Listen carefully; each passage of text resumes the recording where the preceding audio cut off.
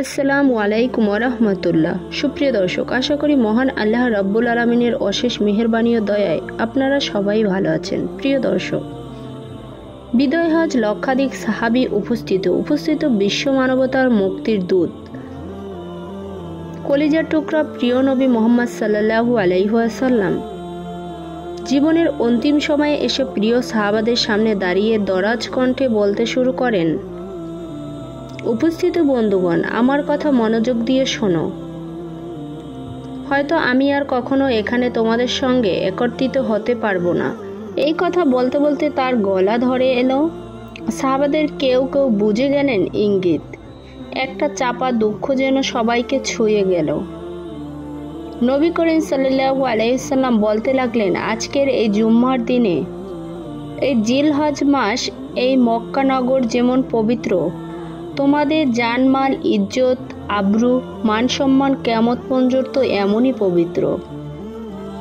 কারো কাছে যদি কোনো আমানত রক্ষিত থাকে, তাহলে সে যেন তা আমানতদাতার কাছে পৌঁছে দেয়। আজ থেকে সব ধরনের সুদ রহিত করা হলো। তোমরা অন্যের উপর অত্যাচার করবে না, নিজেরাও অত্যাচারিত হবে না। আজ হতে অন্ধকার যুগ থেকে বংশ পরস্পরায় চলে আসা সব সামাজিক সম্মান বিলুপ্ত করা হবে। সম্মানের মাপকাঠি কেবল তাকওয়া। যে যত বেশি তাকওয়াবান, সে তত বেশি সম্মানিত। এর বাইরে জাতপাত, বর্ণগোত্রের আর কোনো মর্যাদা নাই। সাহাবাদের লক্ষ্য করে তিনি বলেন, তোমাদের নিজ স্ত্রীদের ওপর যেমন তোমাদের অধিকার রয়েছে, তদ্রূপ তাদেরও তোমাদের ওপর অধিকার রয়েছে। স্ত্রীদের ওপর তোমাদের অধিকার হচ্ছে তারা যেন নিজ স্বামী ছাড়া পরপুরুষের সঙ্গে ভোগে লিপ্ত না হয়। যদি তারা তা করে, তাহলে আল্লাহ তাআলা তোমাদের তাদের প্রতি কঠোরতা করার অনুমতি দিয়েছেন। এমত অবস্থায় তোমরা তাদের শয্যা পৃথক করে দেবে এবং মৃদু প্রহার করবে। এরপর তারা যদি নিজেকে শুধরে নেয়, তাহলে নিয়ম মাফিক তাদের ভরণ পোষণের প্রতি লক্ষ্য রাখবে। স্ত্রীদের সঙ্গে ভালো ব্যবহার করবে। তারা তোমাদের সাহায্যকারিনী। তোমরা তাদের আল্লাহ নির্ধারিত নিয়মের মাধ্যমে নিজেদের জন্য হালাল করেছ। সুতরাং তাদের ব্যাপারে আল্লাহ তাআলাকে ভয় করো। রাসূল সাল্লাল্লাহু আলাইহি সাল্লাম সব মুমিনকে পরস্পর ভাই ভাই হিসেবে উল্লেখ করে বলেছেন, একজনের জন্য অন্যের সম্পদ বৈধ নয়। তবে যদি কেউ স্বেচ্ছায় কাউকে কিছু দেয়, তাহলে সেটা আলাদা ব্যাপার। আমার পর তোমরা কুফরিতে ফিরে যেও না। পরস্পর খুনোখুনি করো না।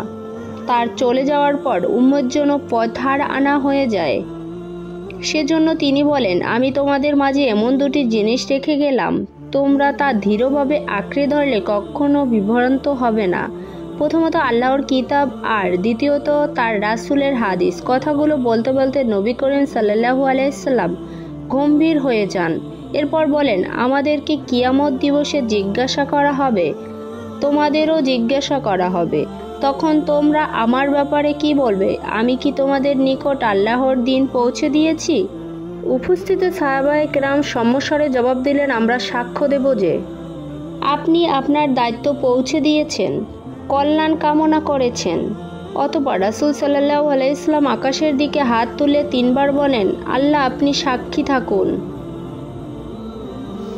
তারপর উপস্থিতির জনতাকে লক্ষ্য করে বললেন, তোমরা এখানে যারা উপস্থিতি আছো, তারা অনুপস্থিতদের কাছে আমার কথাগুলো পৌঁছে দেবে। এটাই ছিল নবী করিম সাল্লাল্লাহু আলাইহি সাল্লামের জীবনের শেষ হজ, আর এই ভাষণ বিদায় হজের ভাষণ হিসেবে পরিচিত।